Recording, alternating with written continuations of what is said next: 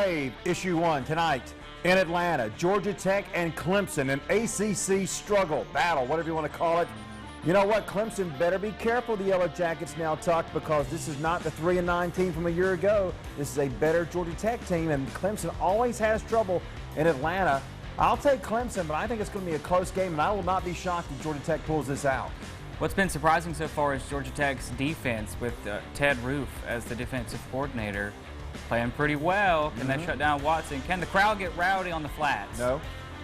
No, I don't think they're rowdy enough to knock them off, but it should be a decent ball game. They should go to those games. There's no excuse for not going to the games, Georgia Tech fans. You can't afford it. All right, Georgia and Ole Miss, 12 o'clock Eastern, 11 o'clock Central, local time out there in Mississippi.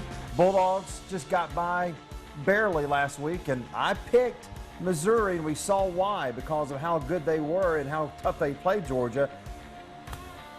Ole Miss is going to win this football game. I don't think Georgia can survive. Only way they can, Tuck, if they cause turnovers like they did last week, they've got to score touchdowns on them. Unlike last week when they barely got by, even though they didn't do that, but they've got to do that if they upset Chad Kelly this week. I think Ole Miss wins by multiple possessions in this game. Hate to break your heart. You might agree. Yeah. Yeah. Could happen. I think Ole Miss is too good. It's coming. The loss is coming. But it won't be against Tennessee next week. Hey, speaking of them, those people up north, Tennessee and Florida. This is a tough game for me because I don't like either school. It's both of Georgia's main rivals.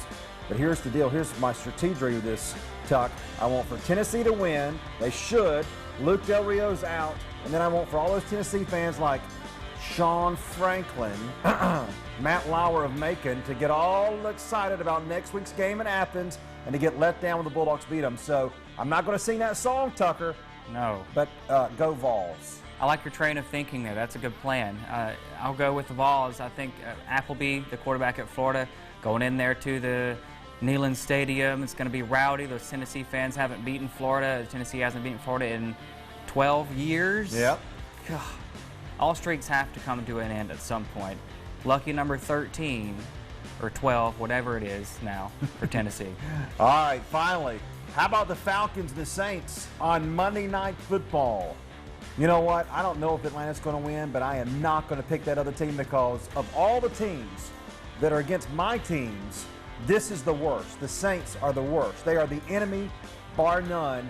Go Falcons, beat them no matter what. 10th anniversary of the Dome coming back open.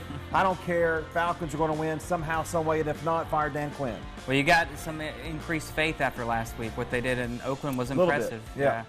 Well, both these teams rank in the bottom 4 in total defense. Both have really good quarterbacks. It could be a shootout, and in that case, on that turf down in New Orleans, I'm going Drew Brees and the Saints. Ugh.